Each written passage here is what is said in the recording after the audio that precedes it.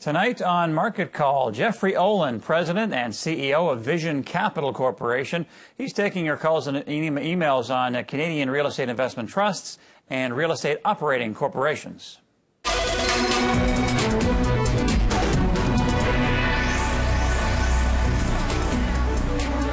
Good evening and welcome to Market Call tonight. I'm Mark Bunting. Thanks a lot for joining us. You've come to the right place if you want to talk about REITs and real estate corporations. You can call us toll-free if you'd like to talk to Jeffrey at 1-855-326-6266. Or, of course, you can send an email to marketcall@bnn.ca. Good to see you. Thanks for having me. So we of course, are in the midst of some pretty wild, volatile times in the markets. What does this mean for the environment for REITs and real estate companies?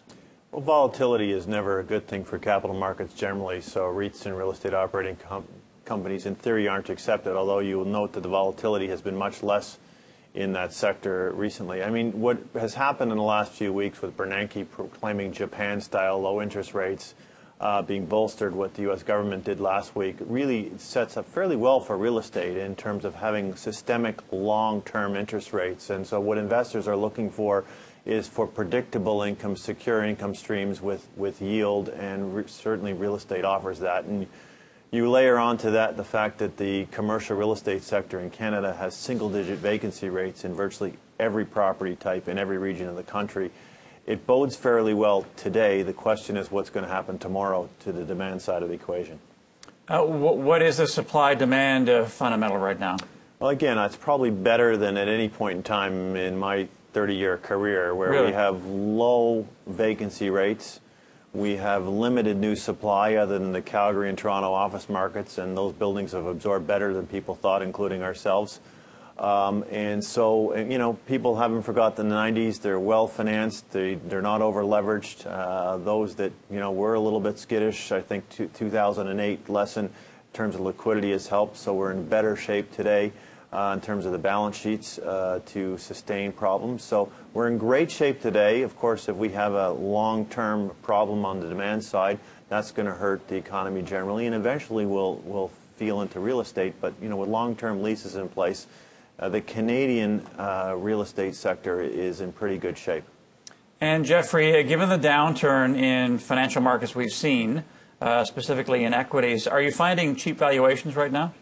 Again, what we do is we look for those hidden jewels that are being overlooked. And so while the sector overall is arguably fairly valued, with trading about a 5% premium to the net asset value of the real estate, we're still finding select securities that are trading either at significant discounts to the value of the real estate underlying it, or have compelling growth prospects. And, you know, that's really what our fund is designed to do. And just lastly, is there one specific area in real estate right now that is more attractive than others, or is it just sort of, do you look at it more broadly right across the board? We look at supply and demand fundamentals by region, by property type. But to your question, I think what's been getting a lot of press lately is the retail space because of the phenomena of U.S. but also international retailers coming to Canada. Target made their second round of announcements, and that was an interesting development that has come in. So that's getting a lot of airtime, and it speaks well to the Canadian retail space. And Express is a U.S. company. I have a female friend who loves to shop there exclusively. They have a 10,000 square foot store now in Toronto. So there's another company that maybe fall under the radar a bit. All right, Jeffrey, we've had you on many times before. And if you've seen Jeffrey before, you know that his fund is a real outperformer. Here are the numbers. And we'll come back after this. Jeffrey Olin on REITs and real estate corporations after this.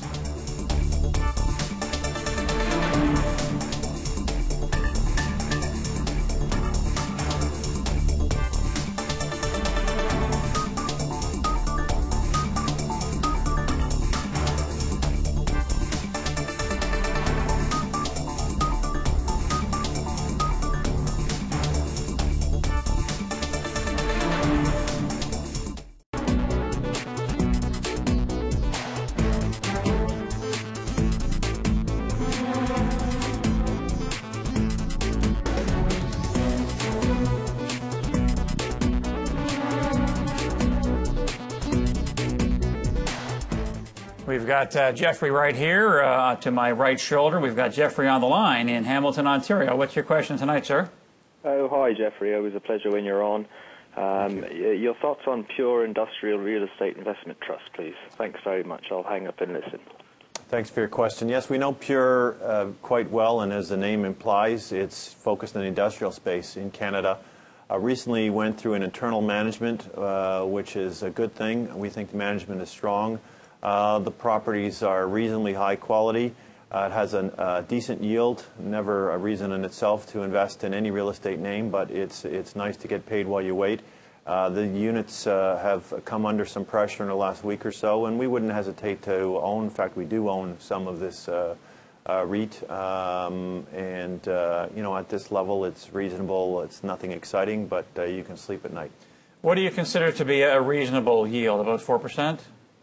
Again, we don't believe in looking at yield. We look at total return. So yield can be a component of it, right, but you can have a yield of 10% and be borrowing money from the bank to pay it, or same at 4%. So we focus on total return, and as you'll see from our, or you understand from our prior appearances, that some of the names we have no yield at all, but the returns have been very strong. Right. And so you're going on a case-by-case basis, of course. Yes. Here's Luke in Toronto with a question. Go ahead, Luke. Hi, good evening. Jeff, I don't currently own any REITs, but I've been watching Dundee for quite a while, and it seems to be pretty fairly, attractively priced right now. But my question is, as a tie-in to Dundee, why would I own Dundee or any other REIT over, say, a high beta stock, which would allow me to generate a return quicker and maybe even higher? Well, you've got some apples and oranges. If you're looking at a high beta stock, presumably you're looking at higher risk, whereas the REITs typically are lower risk in terms of having stability of cash flow and predictability of an income stream. And so that's one key reason, is your risk profile. So if you're looking at something fairly stable, or if you need, notwithstanding we don't look at yield to value, some folks need that income. So if you're a senior or you're on a fixed income and you need that predictable income, there's a reason to own REITs. And at this juncture, I don't know what particular beta stocks you're looking at, but as we touched on at the outset, I think the fundamentals for the Canadian, and I want to emphasize Canadian real estate sector, look pretty sound right here. Here's an email from Anne on Invest REIT. What is your guest outlook for this one for the next 12 months? Would he buy this or sell it? This is lodging, is it not? It is focused exclusively on the hotel sector. We own it in our fund. I do own some personally. We've bought some recently, and typically we're not big players in the hotel sector. This stock got beat up significantly when the government changed the rules for REIT legislation, and basically hotels no longer qualify. So hotel REITs are going to basically become taxable. So the REITs, the units went from the $6 range. They were low 4s today. It does have a huge yield on it. I think it's, you can probably punch it up, but it's north of 10% today. Yeah, almost 12. Yeah, the value of this entity did not change when the government created taxation. It just put taxation at the REIT level as opposed to the unit holder level. So the net asset value is unchanged. We think there's baked in the prospect of a distribution cut. We're not sure whether there will be or not, but we think this should be bought. So it's still a nice long-term hold then? I think it's a long-term hold. Again, if you're looking for a recession or a depression, this is a more sensitive sector in lodging, but they have some great properties in Western Canada in particular, and we think that we're not going to have a depression, or we hope we're not going to have a depression. So it's not a huge holding for us, but we like this name. All right, Jeffrey, here's Susan in Toronto. Good evening. Hi, thanks for taking my call. I bought Retrocom a few months ago, and it's gone down quite a bit, about 15%, and I wanted to know what you suggest I should do about it and why that's happening. Thank you. Again, we own Retrocom. We've talked about it previously on this show. Again, it has a nice yield while you wait. Again, I believe it's just over 10% here. Yep. What we've seen in the last few weeks is a bit of a bifurcation in the market, where the larger, well-known, more liquid names have really sustained their values, and got the attention of investors as a place to rotate in volatile worlds, whereas the smaller REITs, Retrocom, Pure Industrial REIT was an example, their unit prices come down, Retrocom significantly. And we think it's been overdone, and we wouldn't hesitate to buy this name here and own it. They're in the shopping center space, secondary markets, affiliation with Mitch Goldhar from Callaway, who owns, I don't know, 27% of the units, and they're a value-add play. So they might have got penalized because in a more sluggish economy, some of their value-add opportunities might be pushed off. But we think there's, this is a good entry level. It's trading probably at a 15% plus discount to the net asset value. And just quickly, before we take a break, are you looking at these valuations and actually rebalancing your portfolios and nibbling away at some of these? Absolutely. Yeah. We became much more defensive. We've concentrated our portfolio in our high conviction areas. We raised some cash. And the balance of the portfolio, we're taking advantage of the inefficiencies we've talked about in the place to do long, short trades where we have no net exposure. I see. All right, a short break here with Jeffrey Olin. He's talking about real estate investment trusts and real estate operating corporations, and he'll continue to take questions from you right after this.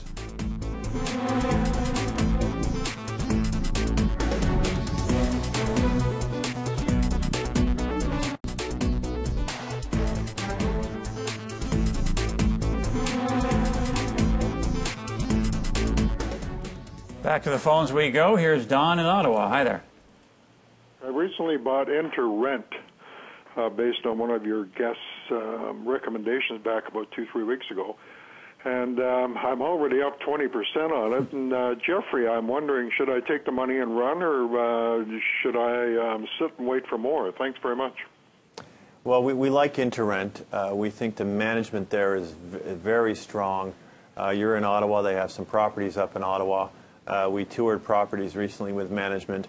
The challenge with InterRent is that it's quite small and illiquid, so it may not be a big issue for a small purchase or sale, but to take a significant position, it's difficult to do without moving the share price up or down.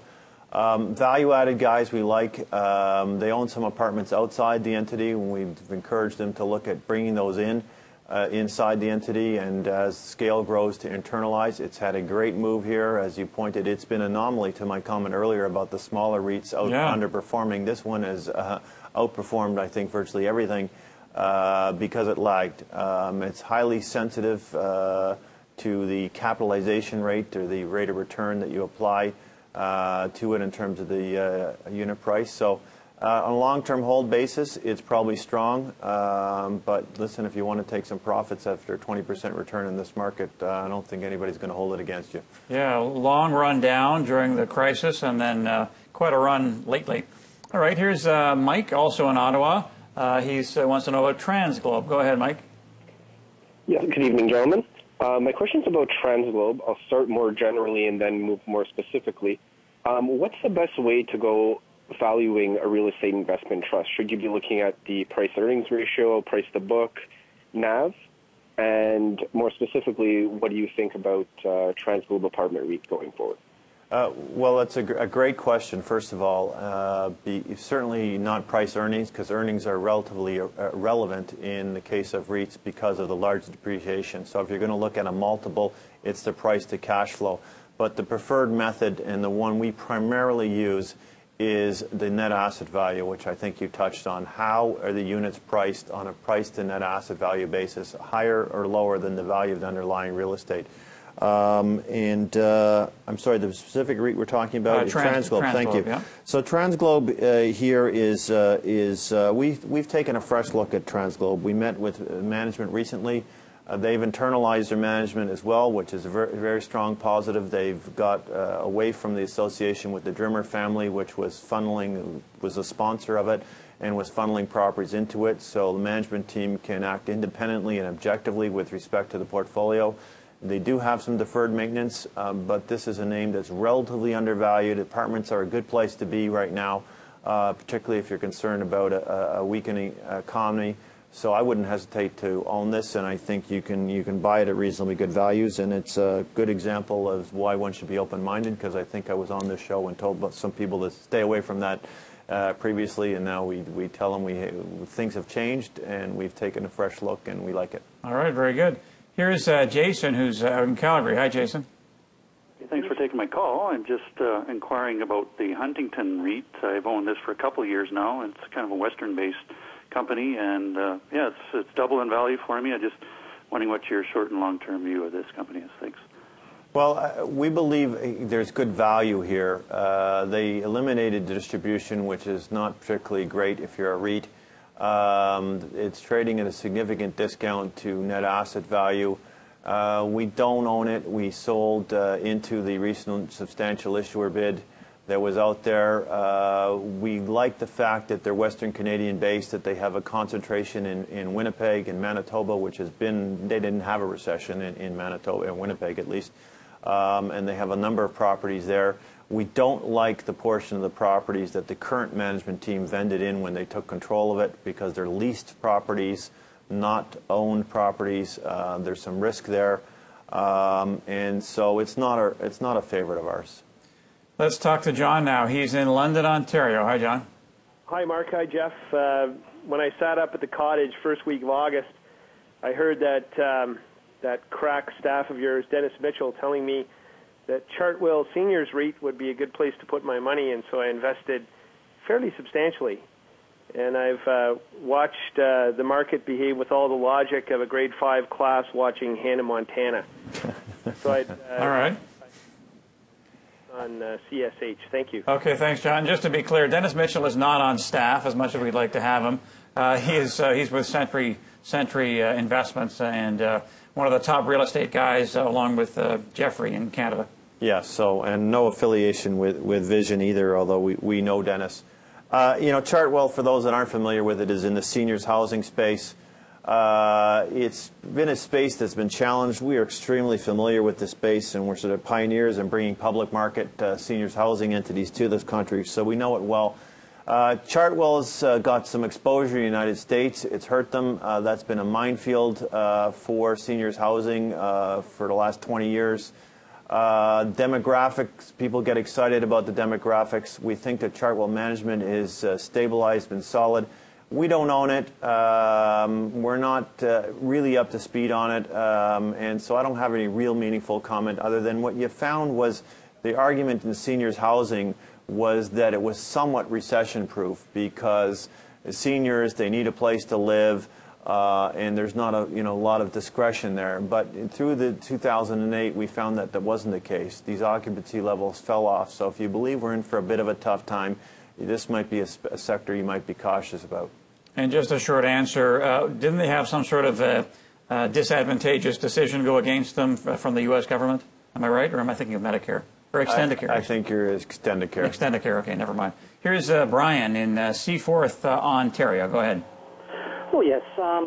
Good evening. I have a question regarding Brookfield Properties. Just wondering what your thoughts are on it, and whether there's any prospects for the yield improving. Thank you very much. Yeah, I mean, Brookfield Properties is unquestionably the highest quality real estate entity, certainly in Canada. It's a Canadian company, but the majority of their income comes from the United States, and arguably amongst the highest quality in North America, if not on the planet.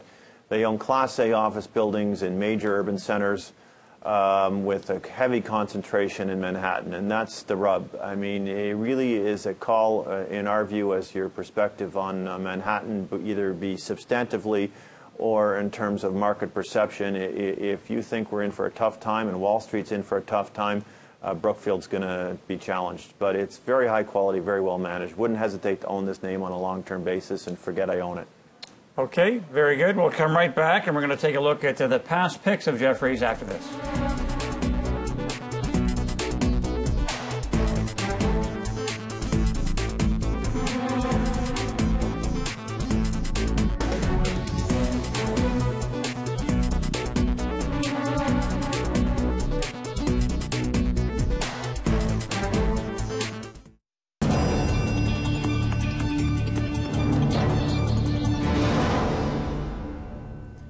right, past picks now from Jeffrey Olin, the president and CEO of Vision Capital Corporation. We're looking at the selections he made July 28th of 2010, Parkbridge Lifestyle Communities, PRK. I remember you recommending this back at the old building, and this is a company that was acquired in January of this year by BC Investment Management Corp. So your return was 42%, correct? Or at least your return from when you selected it. Return from that particular date. I mean, Parkbridge is a perfect example of the inefficiencies that I've talked about in the show. Here's a real estate corporation, not a REIT. They had most of its existence. They had no dividend. Near the end, they had a very small dividend. You probably recall me saying it was the best business I've seen in my career, real estate aside, and Canadians didn't get it. And we were pleased that our thesis was validated because BC Pension Fund got it and made an announcement. I mean, it's the most pure form of cash flow in the real estate space. It's a great company, great business, a great space to be. And we thought the price was too low, but we didn't have a big enough position to really do anything about it. So we tendered to the bid from BC Pension Fund. Right. How long did you own that investment? We were accumulating this almost from the inception of our fund in 2008. Certainly through the debacle in 2008, we were accumulating this thing aggressively. So I would say from late 2008 to January 2011. So again, reflects our strategy of having a longer-term outlook. And you did well. All right, here's one, Edluin Group, EDU. You recommended it at 67 cents. It's up by 26%. You sit on the board of this company, and you've talked about them before. They're consolidating daycare centers, basically. That's child right. care, yeah? Child care centers, both consolidating, and because of a huge shortage of child care spaces in this country, if you're a parent, you know what I'm talking about. They're also helping to serve the community by creating new child care spaces, by building new centers, and by taking dilapidated buildings and retrofitting them for child care centers. There's been huge growth. This company was basically a startup in May 2010 with 11 centers and about 1,200 units, 1,200 spaces. They just made an announcement this evening just before I came on. With that announcement, they now have 39 centers and about 3,800 child care spaces. Okay, you know what, Jeffrey? Save your powder on that because you're going to talk more about Edluin later on. Main Street Equity is another past pick. It's up 52%. Here's another reason why your fund has performed so nicely. Main Street, you like it, and why?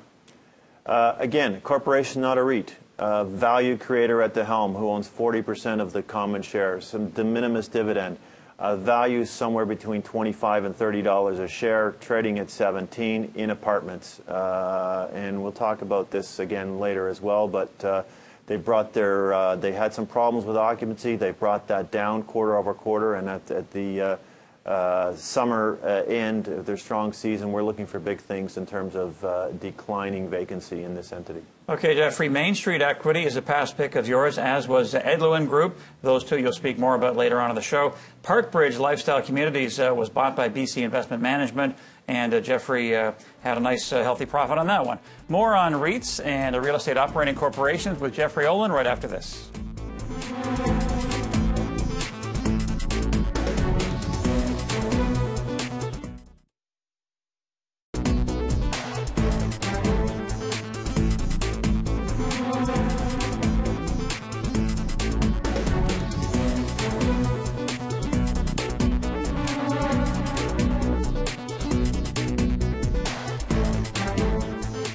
On the line in Airdrie, Alberta, we have Bruce. Good evening. Hello, gentlemen. I have a bit of a two-parter. One, the first part would be on H&R REIT and where we think it might be going price-wise, whether there's an opportunity here, whether it's going any higher. The second part would be, are the debentures a way to play REITs? Many of the REITs offer debentures as well. I'll hang up and listen to your thoughts. Okay, Bruce, thank you. Great. Well, I'll start with the second part of the question first because it's easier.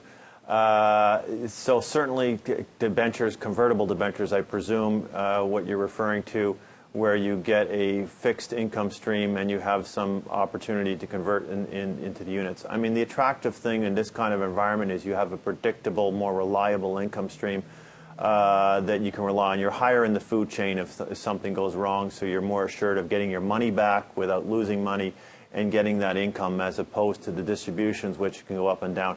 Having said that, these things from old traditional models of payback on convertibles don't make a lot of sense. We have a hard time rationalizing them because the theory used to be you'd have a 2 to 3 year payout period, payback period. In other words, your convertible, you're prepared to pay a higher price for the equity on conversion, and in return for that, you're supposed to get this income. Well, it doesn't really work when the underlying security is also paying a distribution that is typically higher than the income you're getting from the debenture. And so it's a safe way to play the real estate space, but not necessarily a compelling if you're looking at upside in the underlying units.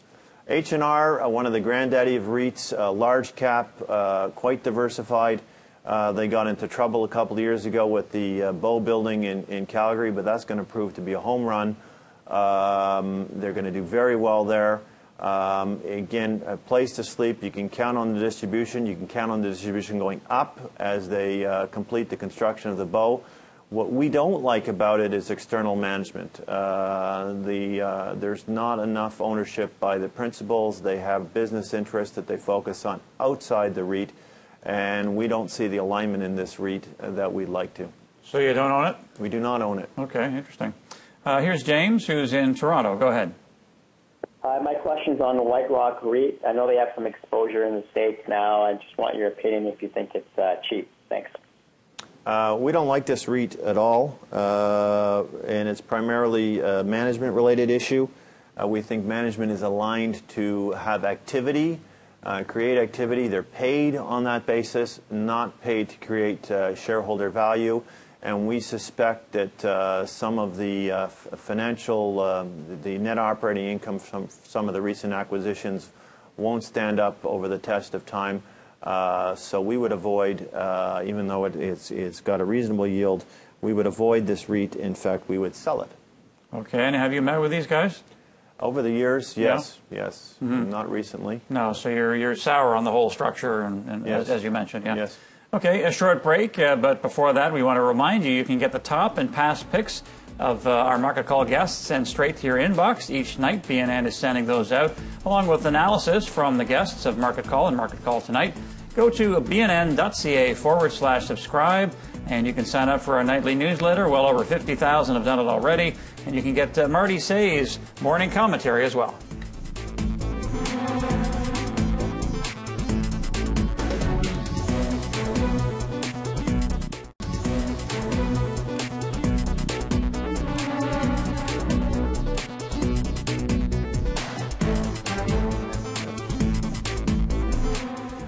Here's Alex, who's in Ottawa. Go ahead. Good evening, gentlemen. Could I get your opinion on Killam Properties, please? We know Killam very well. We helped sponsor the creation of this entity back in its very early days. Toured many of their assets, well managed, reasonable board. It's got a nice dividend to it. It's a corporation, not a REIT. It's trading at a discount to, in our view, of net asset value, which is north of $11. So this is a name in this kind of environment you can sleep at night owning Killam Properties, and we wouldn't hesitate to own it. We don't have a big position in it, but we do own it. I have a big personal position in it I've had for many years.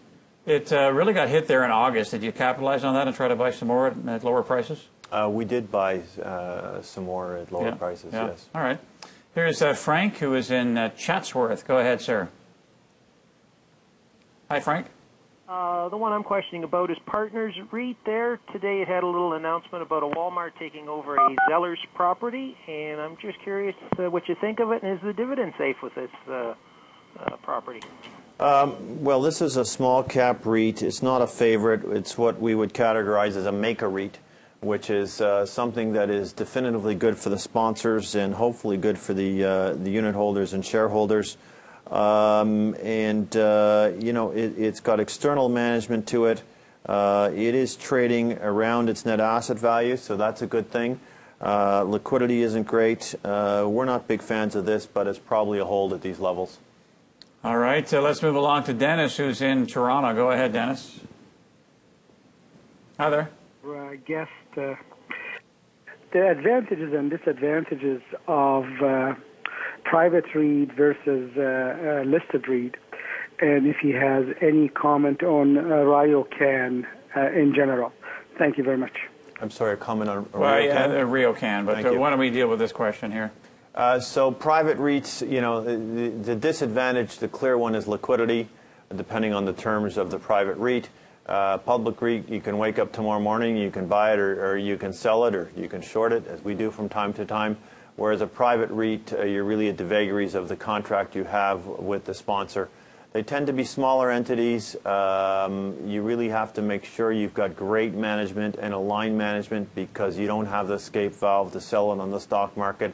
Arguably, they benefit from having a lower cost structure because they don't have the same degree of corporate governance, which is a bad thing, as well as a lower cost item. Typically, there's less governance. So, I mean, our view is it really has to be compelling to be a private REIT. Why, have completely a liquid investment if you can? There's many high-quality, well-managed REITs with complete transparency in public markets. If you want to have a private REIT, why not just go buy yourself a small apartment building or a small retail store and manage it? So I take it you do not own any private REITs? We do not. You do not. Okay. We will take a short break here. We've got Jeffrey Olin with us. He's talking about real estate investment trusts and real estate operating corporations. We'll come right back and get more questions from you.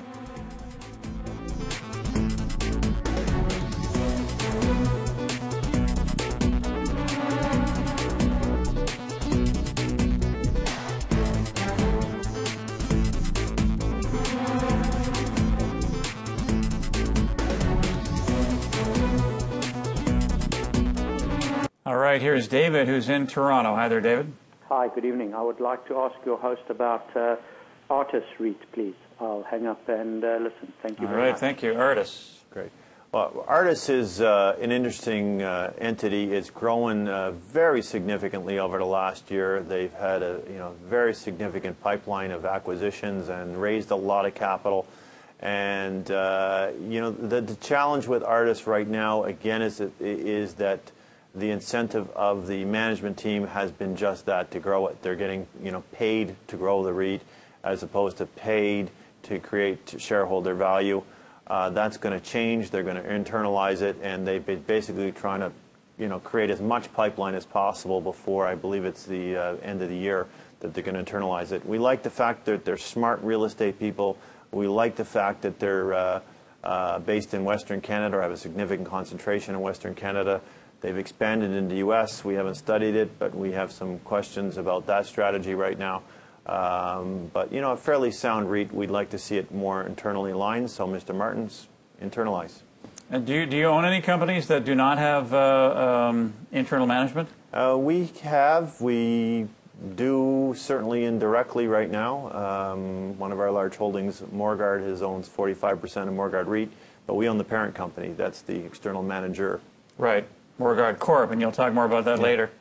And how many REITs generally are you holding right now? We typically have about 20 positions in our portfolio. I'd say today we have less, and we have more of a concentration in our high conviction names. So it's pretty focused. Yes.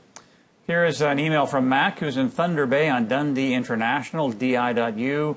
Bought in on the IPO, and I'm concerned about the impact of the problems in Europe may have on it.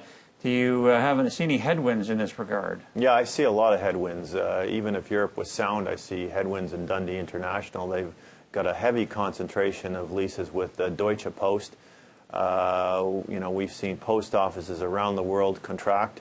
It's arguably a bit of a dying industry. We think there's exposure in the tenancy. We think, they sold this by putting a big yield on it, and it flew out the door.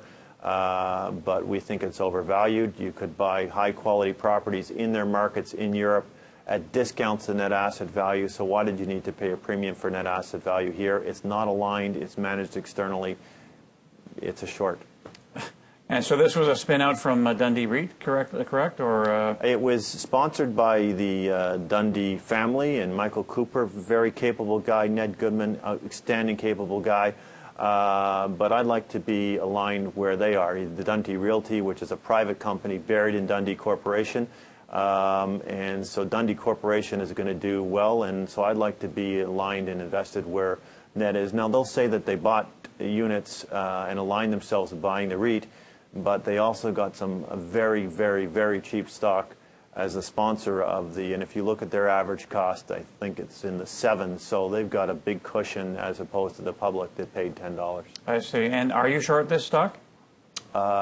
We are short a very small amount of this stock. Right, okay. Is it difficult to short something like this? Is it liquid enough? It's difficult because it's not that liquid, and it's difficult because you've got to pay that coupon, and you also have to borrow it. All right, Jeffrey, here's Susan, who's in Toronto. Good evening. Hi, good evening. My question is related to the dividend date, and the question is, when is the best time to buy a REIT, bearing in mind the dividend date, the payout of the dividend? Is there any connection there? Well, are you asking if you're asking generally, I'm going to ask it in a general big picture way as opposed to the very specific timing. Sure, if you can buy something the day before it's going to get a distribution, you're going to get a distribution, but the whole market knows that, so presumably that's going to get priced in. So, a bigger picture answer on the fundamentals, again, what we focus on are the supply and demand fundamentals by property type in the regions that those properties are located. What's the vacancy rates? What's happening with economic prospects in those regions? Is there new supply coming on? So the best time is when the fundamentals are sound for that property type in the region, number one. And number two, when it's a good price.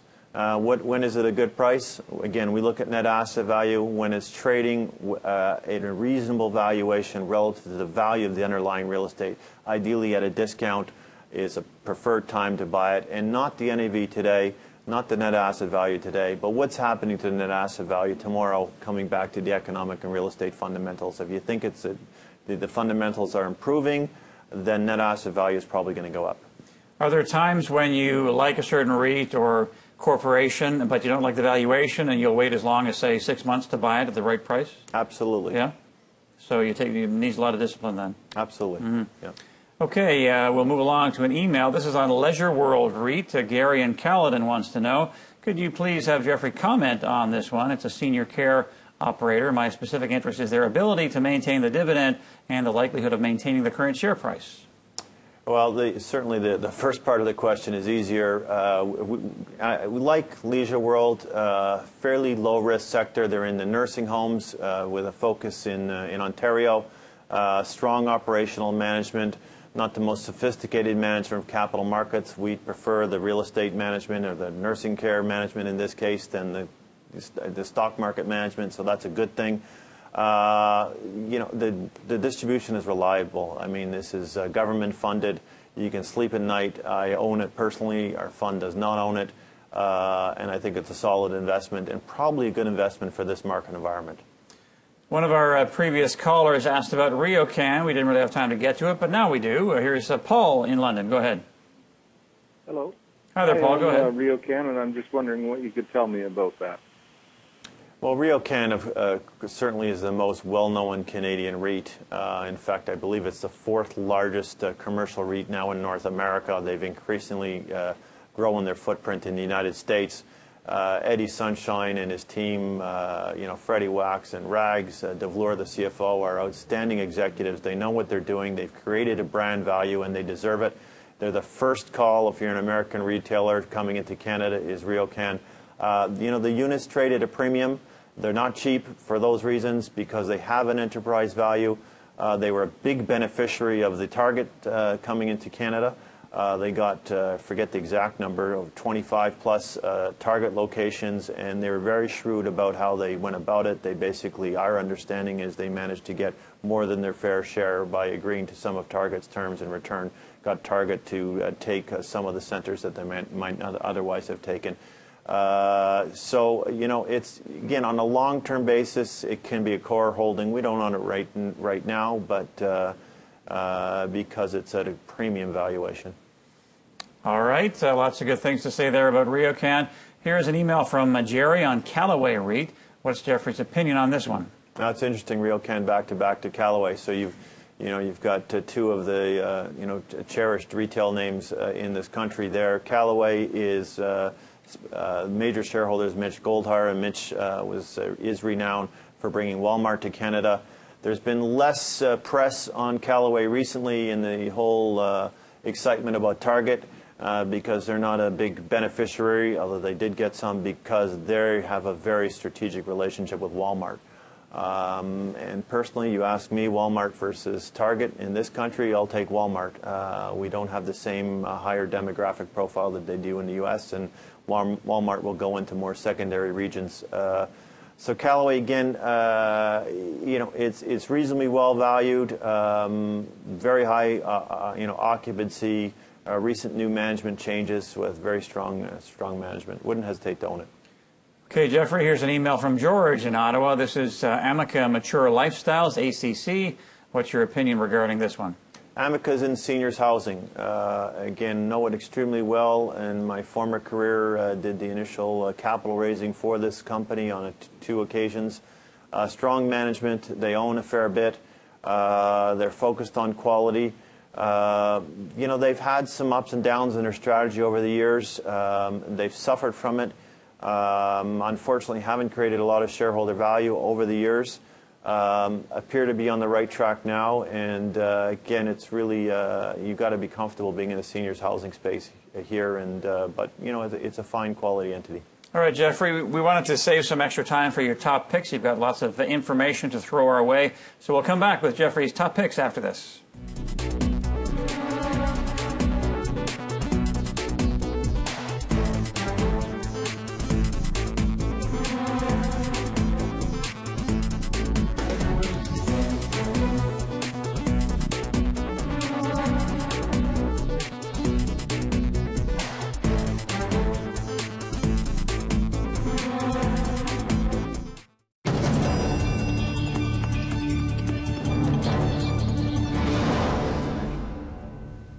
All right, here are the top picks. All right, top picks of Jeffrey Olin. We are looking at Morguard Corporation, MRC. He bought this most recently in early August at $73.31. Why Morguard? Well, Morguard is just an absolutely unique opportunity. It's a large entity with about 18 million square feet. In Canada, it's diversified. They have about 7,000 apartments that they own as well. And here's an entity that speaks to the inefficiencies. Not a REIT corporation, a very small dividend, and yet the stock, which is trading at $67, $68, they published the independent appraisal value $137. So, you can buy this, one of the highest quality names. And by the way, it's speaking to the quality of management. Morguard did a complete win-win-win on target. They got all their targets, so that speaks to the quality of their properties and locations. You buy it 50 cents on the dollar, and if you break out the portion of Morguard REIT, they own 45% of Morguard REIT, you break it out from the capitalization and the cash flow, this is trading at 70% discount to the value. So why is the market not recognizing that? Again, it's one of those inefficiencies. There's one analyst that covers it because there's not a lot of corporate finance business, not a tremendous amount of trading revenue. It is a controlled entity. Ray Sahi owns about 50% of it. So there's some issues in terms of being a controlled entity. Ray is a very shrewd guy, and he continues to add value. All right, so a huge discount there. On its value, according to Jeffrey. We'll go back to Edluin Group. This is the one you're on the board of. You recommended it before, consolidating child care centers across the country. Yeah, Edluin, EDU, an acronym for Education Learning Universe, both consolidating child care centers and developing new space. We got involved in this basically at inception. They've grown the company 350%. If you can buy this stock below $1, you're going to wake up. Our underwriting premise when we bought it initially, we bought in at 50 cents. We bought in at $1.10. We paid higher than that in the market. And our underwriting premise was a 5 to 10 times return on our money. You can buy the stock below $1. You're going to wake up 12, 24 months from now, and you're not going to believe that you were able to buy this below $1, in our view. They had an announcement just before we came on the air. They bought another 5 centers in Western Canada, bringing them up to about 3,800 units. Well managed. Take myself out of it, a very strong board. This is a unique service to Canadians that there's such a shortage of childcare in this country. And Canada is the last Anglo-Saxon country in the world that hasn't gone through both a consolidation and a professionalism. and Edlian is raising the bar in terms of providing childcare facilities to Canadians. All right, and my apologies. I always screw up the name for some reason. Sorry about that. A bit of a typo here. Anyway, Main Street Equity Corporation, MEQ. You bought this most recently at $18.72 in late July. And just by the way, Edlian, you bought most recently at $1.12 in late June. Right, so that speaks to our conviction on these names for sure. Main Street is in the apartment sector with a focus in Western Canada. A corporation, not a REIT, no dividend, taking their cash flow, buying properties. This entity has grown from less than 300 units in 1998 when they went public, units, not buildings, to about 7,500 today with $10 million in net equity. True value creators. They look for beaten-up apartments. They re-tenant them, fix them up, refinance them, take out their capital, and do it again. We think the stock is worth somewhere between $25 to $30 a share. IFRS reporting, they're going to publish the appraised value post. They have a year-end in the fall, and you know, the stock's trading at $17 versus $25 to $30 value in apartments. Their occupancy is coming down. Summer rental season, we think you're going to see occupancy coming down, and every 1% decline in the occupancy puts $500,000 to $600,000 of cash flow in the bank here. Fascinating. Main Street Equity Corp. That is a top pick of yours tonight. Strong conviction there from Jeffrey. Edlian Group, which he's talked about before and is on the board of, and Morguard Corporation. Always a great chance to get insight into the real estate market. Thanks a lot. Thanks for having me. Okay, Jeffrey Olin, thanks a lot for joining us tonight. We got John Stevenson tomorrow night.